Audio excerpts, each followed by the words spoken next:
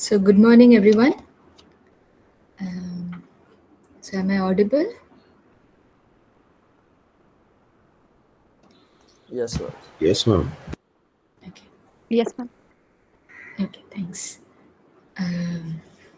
So first of all, thanks for all. Many of you shared your thoughts on the course and your backgrounds and stuff. So thanks for taking your time to share these info. This will be useful to set the pace of the course and to know how things are going. Okay. So one thing is there was one comment that I saw about for the programming part. Somebody asked for some tutorials on Gurobi and stuff. So actually, on this aspect, I think the only way to learn it is to just try out examples yourself. Okay, so there are these, I mean, the Gurobi page I showed you, like Gurobi Pi. So you can call it from Python. So the language you need to know is just Python. So I think most of you know Python already. And it's just about the constructs of Gurobi. Like the Gurobi is just the solver and you can call it from Python. So the only way to learn it is, try out examples yourself. I mean, there are a lot of examples also available online. So one thing I can do is there's just a very small snippet that I showed you the other day. So that is something I can share with you. But it's a very small snippet, so that's why I thought like you'll find some more examples online. So that's why. But if it helps, I can share that too. Okay. So I hope you guys have been trying out the practice questions, and I hope you find them useful. So even the assignment is going to be along these lines, at least the first one. Okay, so this will help you even for the assignment. Okay. So, and one announcement I want to make is I think by now, I think you all have decided the courses you want to take, and if you wanted to drop it, you would have already done so by now. So today, Gaurav is going to share a form with you. So we just want to get a sense of who all are actually going to stay in the course and the final list. So it's just some details about your name, your email, and perhaps your program, what program you enrolled. So this is we want just to collect this info. So please do fill it when once Gaurav sends it out. Okay. All right. So let's start now. So we'll do a calculus primer today. So yeah, just share the screen.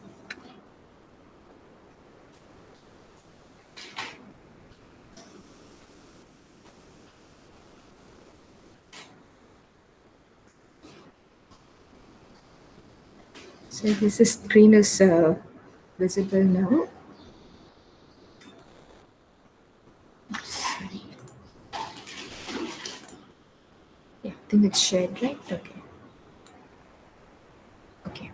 So I think you guys would have also done calculus, I mean, in your 12th standard and possibly even after coming to IT. But this is also prerequisite for optimization. So again, we'll just go through some of the key points that you need here. Okay, so let's begin with limits. Okay, so what do you mean by saying a limit of a function? So limit x tends to a, f of x is L. Okay, so what you mean by this is, as x approaches a, as you approach the point a, the value of f of x becomes L, the value L. Okay, so this is just a mathematical notation to capture this fact. Okay, so for any error you take, for all epsilon in the function value, like the errors in the function, there exists some delta. So this is the region in the x space, such that whenever x is within delta of a, okay, so you remember this is the norm notation. So whenever the distance between x and a is within delta, you have that f of x is within epsilon of L.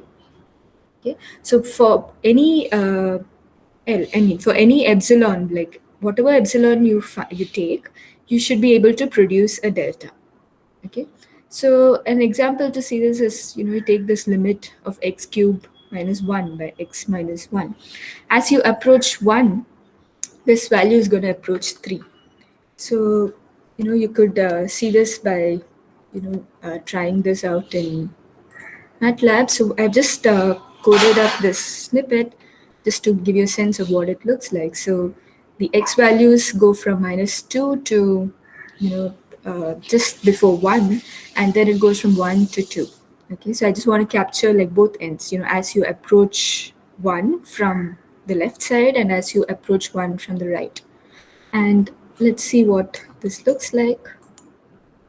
Okay, so this is a plot. So is this visible, the plot? Yes, ma'am. Okay. Okay. Good. So, so then if you see like, at the point 1, at where x is 1, the value is close to 3. Okay. So that's the case if you approach it from the left as well as from the right. So by left, I mean like you come from this side and the right from this side. So that's what we mean by limits. Okay. Um, yeah. Okay, so I mean, you should be comfortable with calculating limits and limits of any function I give you. So now this is the case for limit as x approaches a point A. So now we also have this notion of infinity, right? Limit x approaching infinity. So what does that mean? So everything else is the same for every epsilon you take, for any errors you take.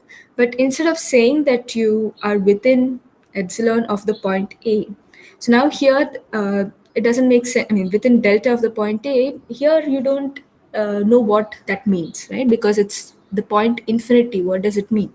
So there, what you would say is, there exists some n such that as x becomes very large, okay, as x becomes greater than this n, you are within epsilon of L. Okay, so for all epsilon greater than 0, there is some value of n you can find such that whenever x exceeds this n, f of x is within epsilon of L. Okay, so infinity is just this part, right? Like the difference comes in this part. There exists n instead of saying like, you're within delta of A. So an example for this is this limit 1 over x. As x becomes large, you will hit the value 0. Okay, so that's also something you can just plot and see for yourself. So I will also just share this code in case this helps for you guys. But yeah, maybe you can just see this. So this is the plot for 1 over x. Okay, so you can see that as it becomes large, as x grows large, this is the value I've plotted as 1 by x. It approaches the value 0. Okay, so all these math notations are just used to capture this info. Now, so infinity, when it came in the limit, this was what it meant. So what does it mean to say limit extends to infinity, f of x is infinity? Okay, so here again, instead of this epsilon notation and within epsilon thing, you will write it as for all n1.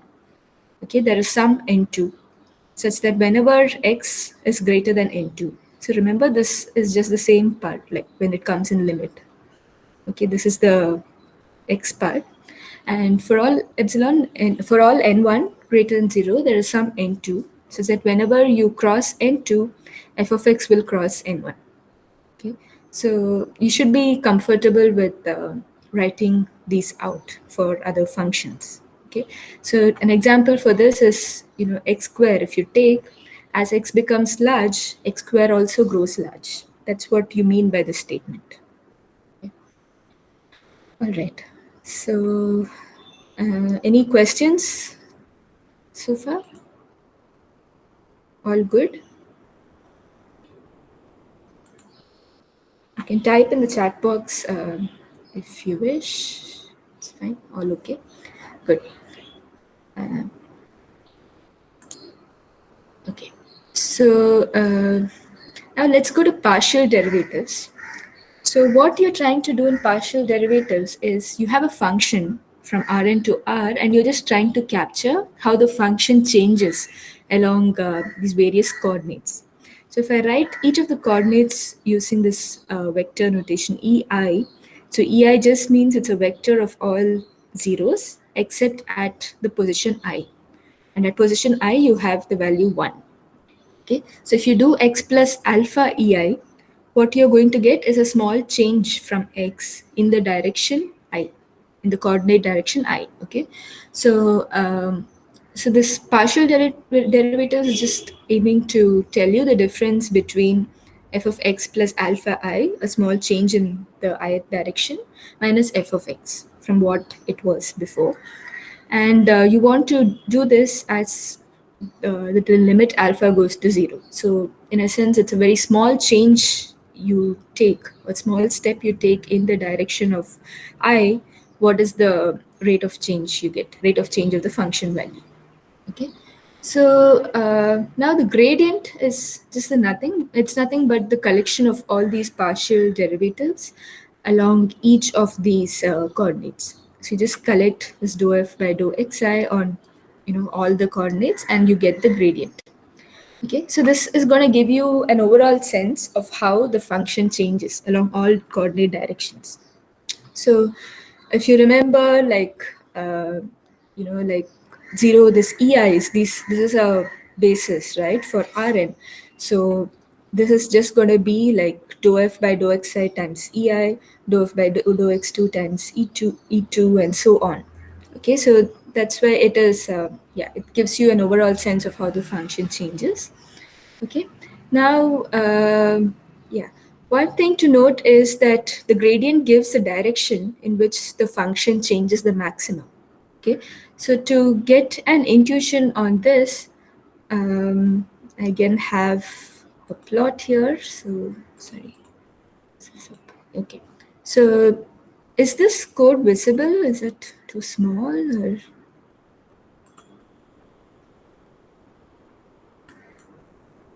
Visible, is ma'am. it's visible? Okay. All right. So, so here what I've just done is I've just taken this x square plus y square, this function. We all know that it is the equation of a circle. So I'm just plotting it from in the range minus 5 to 5 on both coordinates. Okay. So you remember the contour plot, right? This is the plot which shows, the set of values, a set of xy values which take the same function value. Okay, so let's just plot this. So this is something we saw earlier. Okay, so everything along this 5, it means that, all these points have x square plus y square is 5, and everything here has x square plus y square is 10. Okay, so now there is also this function called gradient. Okay, in most languages like MATLAB and Python will have support for this. So what it does is it just computes the gradient using these expression that we have here. Okay, so it evaluates it for small values of alpha, and based on, the function you have x square plus y square, and it just computes this. And so let's just see what, if you plot the gradient, what it looks like. So quiver is something which does this for you. So it takes each of the xy coordinates and also plots the gradient that you found here. Okay, so okay, I just wanted to, let me just plot the whole thing again. I think the other one went off. Okay, so what we had was this. Okay, now I want to just plot the gradient as well. Yeah. So here, if you see, what it's doing is it's showing you these arrows. These are all the gradient vectors at each of these points. Okay, so if you see, it all is pointing like outwards, right, away from the center of this region. So this was like the point 0, 0. So x square plus y square is 0 here. And so the gradient is, it's just 0, 0. There's nothing. The gradient vector takes a value 0. Now, as you go away for all these points, the gradient, the magnitude is increasing, and you also have some direction here, right? So now this direction, if you see, so let's just take, say, this point. Okay, so here at this point, you have the value of the function is 10. And if you go, see, if you go in this direction, the function is increasing. So you have 15, 20, 25, and so on. It's increasing. And the gradient is going to point in the direction of this increase. Okay. So that is something you should remember. Okay, and yeah, all these things have proofs. I mean, you can refer to this in any standard book, but this is a preliminary thing, and we're not going to go into proofs at this point. Okay, so now you should also know how to compute the gradient. So these are some simple examples. So for linear functions of the form C transpose X, which is just summation I equals 1 to n Ci xi, we have the gradient is just C. Okay. Um, okay. So now, and if you take a quadratic form, X transpose Qx plus C transpose X plus D. So what X transpose Qx means, it's just, I mean, Q is a matrix. It's of size n cross n, and this notation just means this, right? A summation, it's a double summation of Qij xi xj. Okay, it's a quadratic form basically. And so now if you take the gradient of this function, so what you're going to get is this 2qx plus c. So you should try to verify that this is actually true. Okay, you should, you know the rules for taking the gradient, and you should ensure that this is what you get. Okay, so some rules for differentiation, like if you've forgotten, so when you have like sums of functions, f of x plus g of x, where both functions are defined on the same domain. Okay, this is important. Otherwise, you don't know if they're compatible or not. And the gradient of h of x is just the sum of the gradients of these two functions. So this is the sum rule. Now you have the product rule, where when you have product of these two functions, you're going to take the gradient with respect to one of them. So f of x times grad g of x plus now the other one, grad f of x times g of x. So there's a product rule. So all of these you would have learned it earlier. So I'm not going to spend time on proving these. Now another one is the chain rule, which is going to come up again and again. So here what you're trying to do is you're composing functions. Okay, so by that what I mean is you first have a function g which acts from R to Rn. So it takes an input as a single number and gives you something in Rn, and then the function f acts on that result. Okay, so it takes you from Rn to R. Okay, so overall the function h takes you from R to R. So you get a single scalar as an input, and what you get is also a single number. Okay, so now how do you find the gradient of these with respect to f and g? Of course, you can try to write, I mean, expand this out and write a single function in terms of t. But that's an sometimes there this way of using the derivative of f and g that helps more. So how would you do that? So that would be just you take the derivative with respect to the outer function. So that would be grad f. And this is evaluated at the point g of t times you take the gradients of g. Okay. So g is, if you remember, g is something from R to Rn. So it's composed of, you can think of it as n functions. Okay. So there's g1, g2, and so on up to gn of t. And what you have here is just the gradient of each of them. Okay, so perhaps this will be, you could refresh it more with an example. So let's just say this is a simple example to illustrate it, where here g is a function from R to R, and so this is 3t plus 1, and f is also a function from R to R. Okay, so this is just to see how chain rule you can use it. And h is a function of this form, 3t plus 1 square. So you can see that you take g of t first, and then you on the result of that you can act, I mean, you can apply the function f. So that's what this is. And if you expand this out, this is the uh, representation you get. So to take the derivative, one way is just to take this one, right? You just take 9t squared plus 1 plus 6t and take the derivative with respect to t. Okay, so that's going to give you 18t plus 6. Now the other one is if you use chain rule, So what is delta f of t? Can somebody tell me? So delta yeah, delta f of t. What is delta f of t? 2t. 2t, right. So this is 2t. Now what is delta g of t? 3, ma'am. 3. Correct. So what you're going to get is, so delta f. Now here you need to apply g of t. So delta f of t is 2t. So instead of t, you have to substitute g of t. So that is 2 times 3t plus 1 times 3. So that is again going to give you 18t plus 6 as you got here. Okay. So this is how you'd use the chain rule. Now let's take another example where g is from R to R2. Okay, g goes from R to R2 by this function. So g of t is t and t square. And now f of x is, so this x has x1 and x2 components. It's a point in R2. And what f of x gives you is x1 plus e power x2. Okay. Now let's see what f of g of t gives. So as such, if you take g of t is t square and f of t square. So that is just t plus e power t square. Okay. Now the gradient, if you take for these kind of functions, so the chain rule is very useful here. So if you take, so can someone tell me what is f, delta f of x?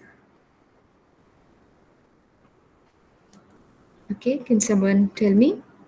So f of x is this x1 plus e power x2. So what is delta f of x?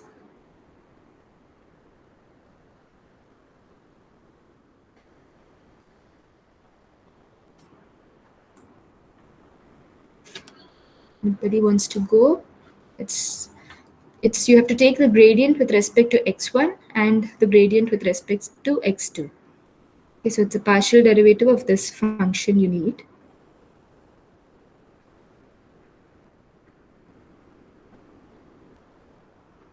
Somebody wants to try? And these are things you know already. So how would you do that? You take the gradient with respect to x1 first, and then you take the gradient with respect to x2, right? So this is what you need. So what are these? What is dou f by dou x1? You're all very quiet. What's going on? Ma'am, 1 and e power Yeah, right. x2. 1 and e power x2. Correct. So yeah, this is clear, right, to all of you? Like how you got this? It's just you take the derivative of this one with respect to x1. So this is one term here, right, which has x1, so that's where you get 1. This doesn't have an x1 component. And now when you take the derivative with respect to x2, you only look at this, the second term, because this one doesn't have an x2 component. Okay, fine. So now what is, so that is grad f of x. So can you tell me what is grad g?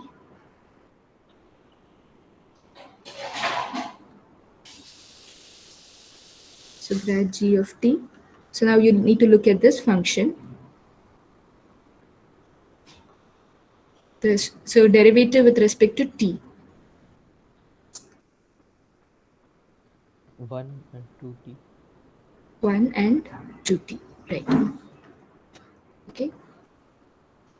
So yeah, so we have these two functions ready. So now we are ready to apply chain rule. So first you take grad of f. So that was this part. But remember you need to substitute g of t here. So instead of x1 and x2, you need to put x1 is t and x2 is t square. Okay, so that's where you have, there is no component of x1 here anyway in the grad, so this is just 1, and here you're going to have e power x2 and x2 is t square, so that's where you have this times the derivative of g. Okay, so that is just 1 2t. Okay, so this is now it's a vector product, so it's just going to give you 1 plus 2t times e power t square. Okay, so is this clear? Any questions at this point? Yes, it is clear, ma'am. It's clear? Okay. Okay, thanks.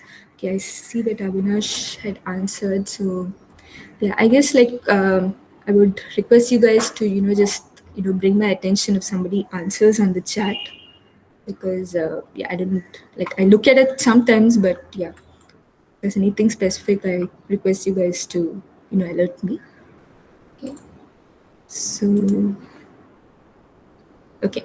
So this is the way how you would calculate, the gradient of these functions. These are some rules which aid for that. Now, one more feature of the gradient vector at any point is that it's orthogonal to the level curve. So this level curve is nothing but this is the contour that we had seen. So this is the set of all points. So this is the curve such that it consists of the set of all points for which f of x is equal to f of x star, and which is a constant here. So the value of f of x star. So at any point x star, the contour is defined by these set of points. Okay, so now it turns out that the gradient vector is orthogonal to this level curve. So again, this same example, if you see, you can understand what I'm talking of. So look at this point here. Okay, so this is the level curve, right? This is the contour, this 15, this one, and the gradient at this point is pointing in this way. And the claim is that this is always going to be orthogonal to the level curve. Okay, so intuitively you can see this in this plot. Now it turns out you can prove this using chain rule. Okay, so I'm not getting into the proof for this class, but this is a fact that you should remember. This will be useful. Okay, um, yeah. So now so we've seen gradients so far. Now directional derivative is it's a variant, you can say, in some sense, of the gradient, in that you don't look at all possible directions, but you're interested in seeing how the function changes along some direction d. Okay, so now from your linear algebra basics, you know that grad f gives the place where you have the maximum increase or maximum change, and that transpose d, this dot product gives the projection along the direction d. So it gives a component of this change vector along the direction d. Okay, so that's why this is the quantity of interest. And if you write it in terms of these limit notation, it's instead of taking ei, so in terms of gradient, remember you took ei, the change along the direction ei, but here you're going to you're going to take the change along the direction d. So f of x plus alpha d, a small step in the direction d, minus f of x by alpha. So the limit as alpha goes to 0. Okay. So this is also going to be useful. Why is it important? Optimization is that you will see things like you want to go along some step. Okay, so to improve or improve or change the function value. So this is going to tell you how it changes along some particular direction. Okay. Yeah. So now the other thing is, so whatever we saw so far is functions from R to R, or Rn to R. Okay, so Jacobian, if you have, is used to capture this gradient information when you have like vector valued functions. So you can view this as m functions which take you from Rn to R. Okay, so in that case, if you want to you generalize the gradient, you would use the Jacobian. So the gradient as such, for a single function, it was just a single vector. Now here you're going to get a matrix. So where each of the rows, so this is the derivative for the first function, this is the derivative for the second function, and so on. Okay, so yeah, it's just a generalization of the gradient vector. Okay. Now another thing is Hessian. Okay, so Hessian is what you would use if you want to capture something like the curvature information of the function. So suppose you have a function that's twice differentiable. Okay. Now you could take the derivative of the gradient. Okay. So that is just the Hessian. Okay, so it's just you apply the gradient operator again to delta f. So delta f was, remember, gradient f was dou f by dou x, dou x1, dou f by dou x2, sorry,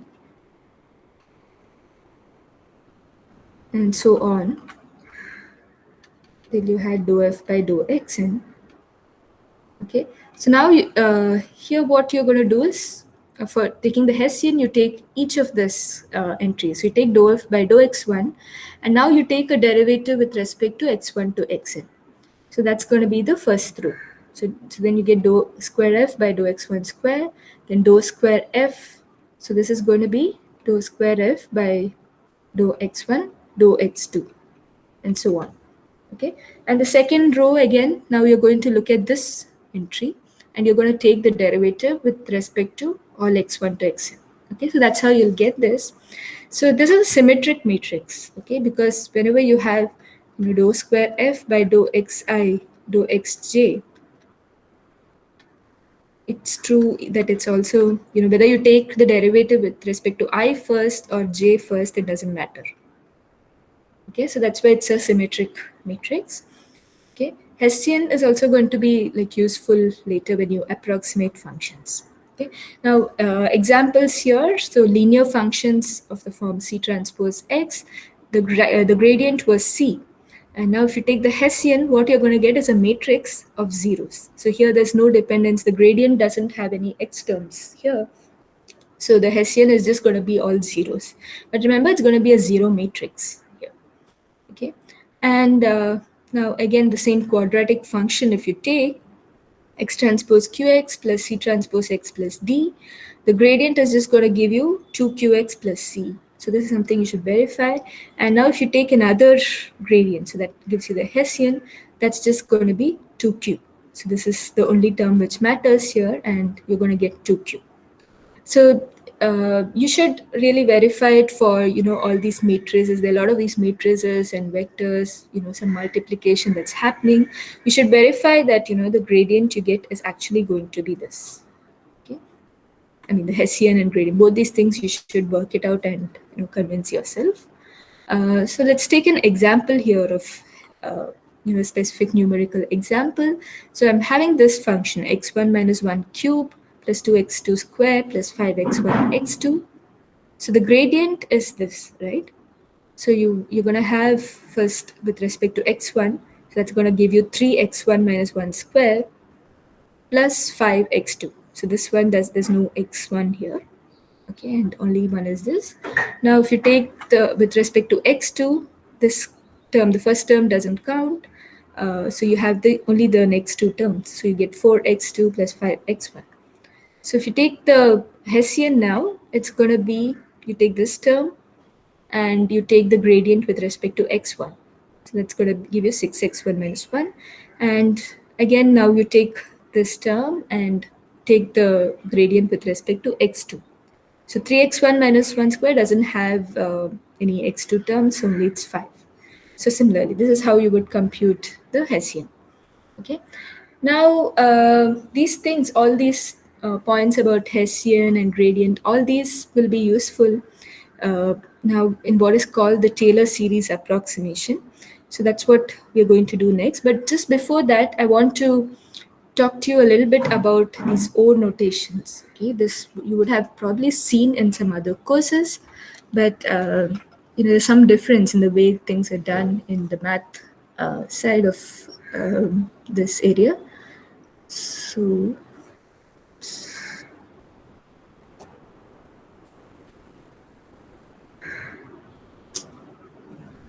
okay,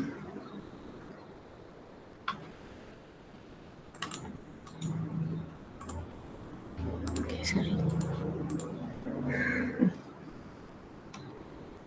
Okay, so you guys have probably seen the O notation earlier, right? In some course, have you seen the O notations, the big O, Yes, small ma'am. O? Yes. So yeah, right. So good. So you have seen it in algorithms, if I'm not wrong. Was that where you saw it? Where did you Yes, see ma'am, it? and numerical analysis as well. Numerical analysis also. Okay. Okay. So probably this might be closer to what you saw in numerical analysis. So was there a difference between these two? In what you saw in algorithms and what you saw in numerical analysis? Or was it the same notions you saw in both?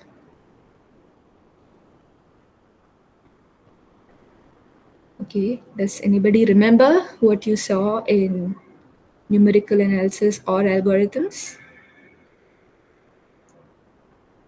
Okay, it's a complete silence. Fine. So, okay, let me just go ahead and explain what I think you would have seen. Okay, so let's start with O notation. Okay, so a function f of x, when you say it's O of g of x, so that's when you would say it if there is some c and n such that f of x always lies, it's less than c times g of x for all x greater than n.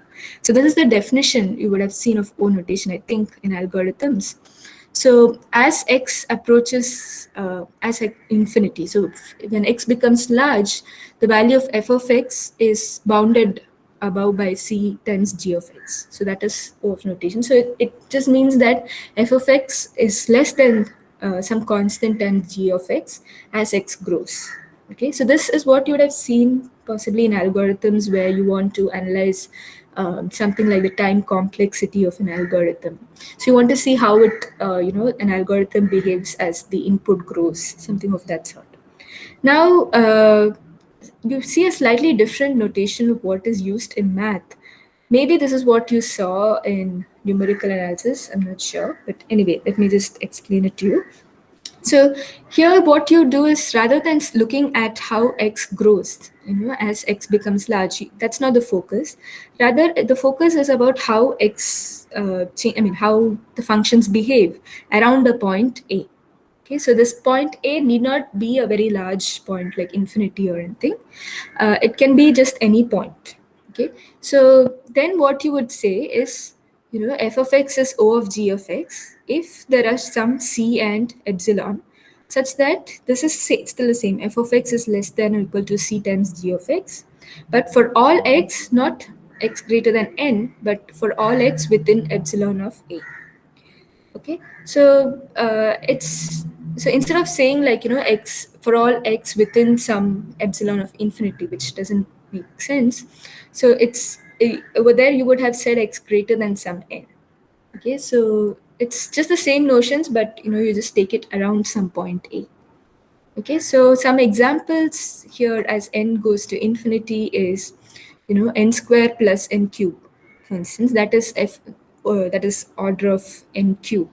Okay, so how would you do this? You need to find how do you show that it's O of n cube? So for that you will need to find some c and n such that this relation holds true. Okay, so yeah, so then the thing is to find the c and this n. So you can just start like, so c, if c is 2, then is this relation true? Okay, and for what n is this true? So uh, so it turns out that this relation is true for c is 2 and for n is 2 as well. So here you can take n equals 2 and c is 2. Okay, so that's how you would need to basically find these constants c and n. Okay. Now, if you take n square plus n cube and you look at as n goes to 0, okay, so what do you think this is? Can you tell me some function which uh, is an upper bound for n square plus n cube around 0?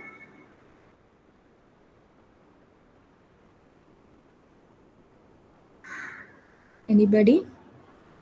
Any thoughts? Ma'am, So 2n if it's, square. pardon? 2n square. 2n square, right? So this is true. Yeah, so you see the difference, right? So this is you have to show that f of, so this constant c can be 2, and you can find the n also. Okay, so what is the value of n? Is capital N. So basically n square plus n cube should be less than c times n square. Okay, so here he's proposing a value of 2. Okay, and for all n such that n with the norm n is less than epsilon. Okay, so yeah, so I think there's some. Let me just go over this again because I put this n notation like still in the frame of mind of infinity. Okay, so here there is no infinity. So what this is around the point n goes to 0. So what you need to show is n square plus n cube should be less than c times n square for all n within some epsilon. So you need to give me this epsilon and you need to give me this c. Okay, so so one proposal was c is 2. Okay, and now you need to find epsilon as well. So n cube should be less than n square. Okay, from this. Okay, so for all n within some epsilon. So this is something you can find, right?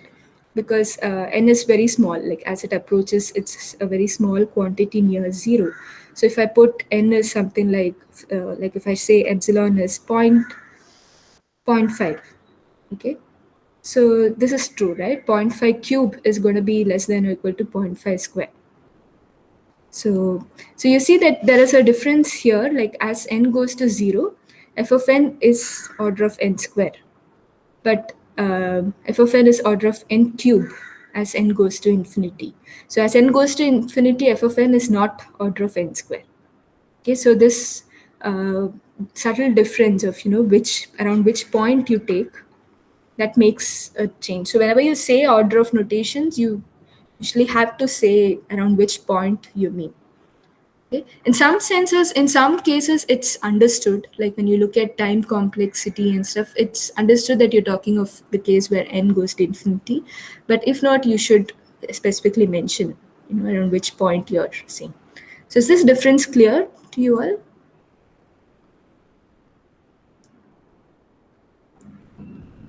Any questions on this? Okay, Hashid says it's clear. Ma'am, in the second case, why can't we say n cube? Why can't we bound this with n cube? So you need to have that this relation is true for all n within, I mean, for all n such that the norm is within some epsilon. So you need to produce some epsilon and c.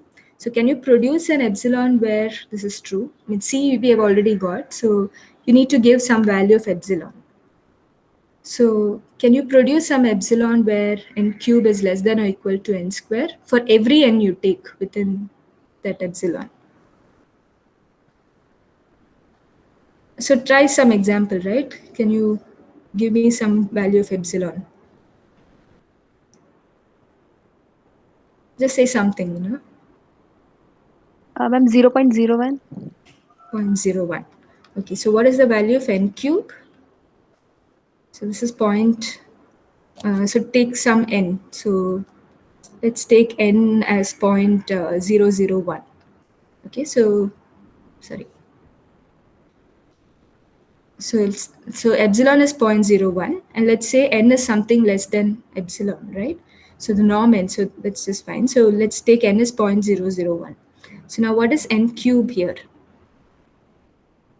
So this is 10 power minus 3, right? This is 10 power minus 2. So n cube is 10 power minus 9, right? And what is n square? So n Yes, square ma'am. is 10 is to minus 6. 10 raised to minus 6. Okay, so this was why you would have this is less than n square. Now if you had to say it's order of n cube, so suppose let me just go a little down.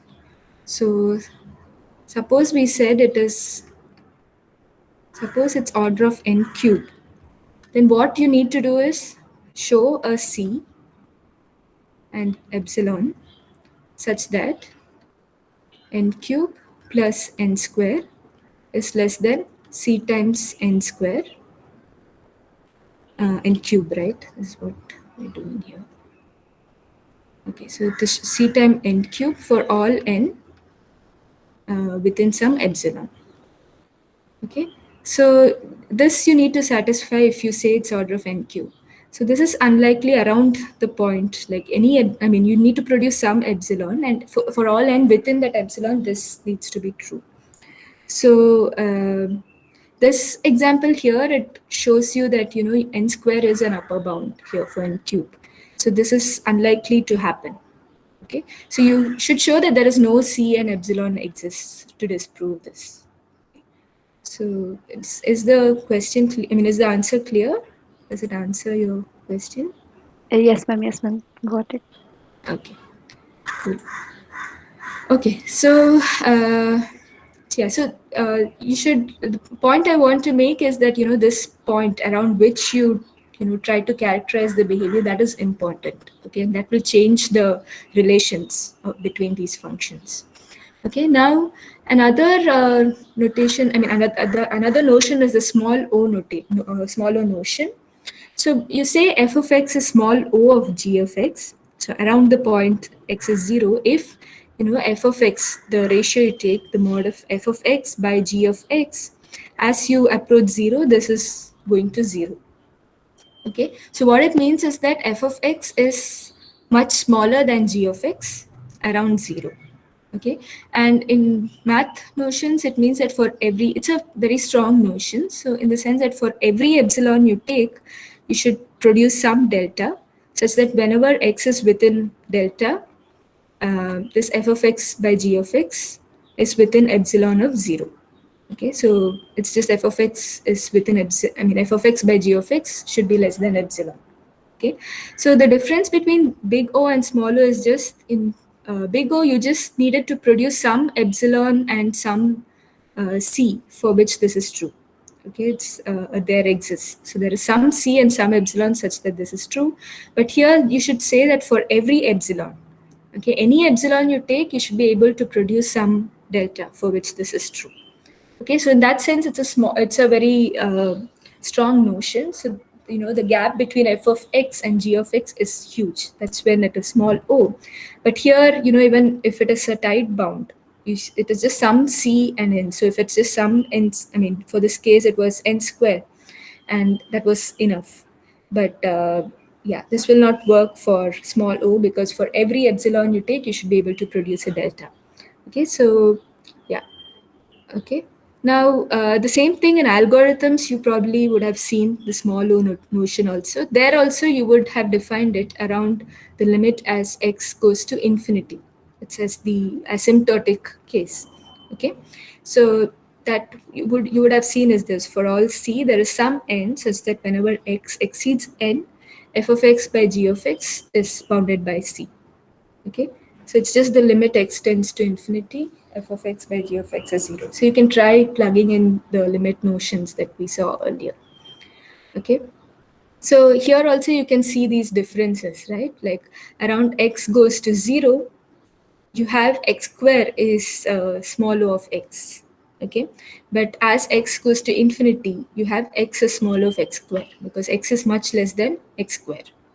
Okay, but around 0 you have x square is less than x, I mean some constant times x. Okay, so yeah, again the key thing is it's necessary to mention the point around which you're characterizing this behavior.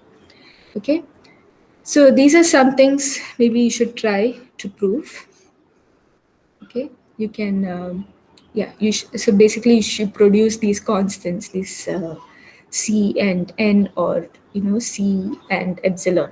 Okay, so just verify around which points this is true and which points it's not, like whether it's true in the asymptotic case or whether it's true around x is 0, and you should just play around with these and explore.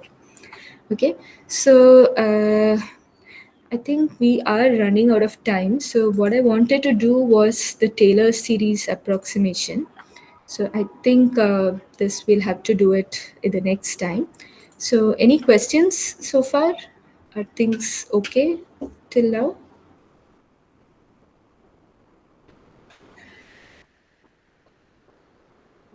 It's clear? Okay. Many of you are quiet. Is it like the morning effect it's 9:30. 8:30 classes are always difficult, but yeah. Okay, it's clear. Okay. So yeah. So feel free to ask if anything is troubling. I mean, these things, it's okay if you, at this point, you don't remember, you can go back and brush up. Okay, so I'll also try to send this material from today's class and even the previous one. I think I hadn't sent it earlier. Um, okay, so I think if there are no more questions, yeah, we are done for the day. Okay, thanks everyone. So see you Hello. on Thursday. Yeah. Hello. Yes, Ma'am, I had one Viransh. request. Uh, Yes. Specifically on this day, Tuesday, if after this Uh-huh. class, all of us who are in this class, if we don't have any class after this, so can we postpone this class to 1 or 2 hours? Because, and if it is comfortable with you also. Okay, so is there any particular reason? Like it's because it's an 8:30 class? Because we have a class at 11:30 afterwards, so there's a 2 hour gap or something. Okay, So so you want to have classes continuously, is it? Is that the if it is possible, it is fine. It will be fine for us. okay?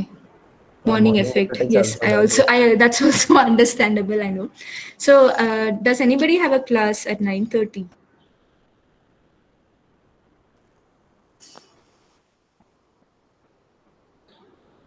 You said you have a class at 11:30, so you want the class at 10:30 or मतलब 10:30, 9:30 both is fine, but 8:30 is too it's early. too early? I know. Okay, so maybe yeah, let me just maybe I can roll out a survey and just find out if people are free at 9:30,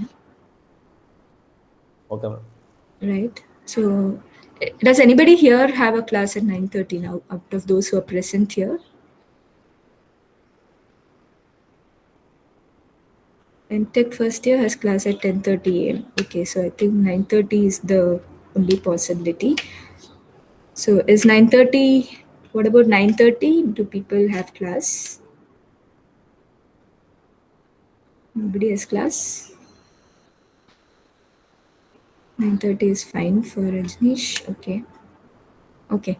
So fine. So let me just take a survey and we will decide then. Okay. All right.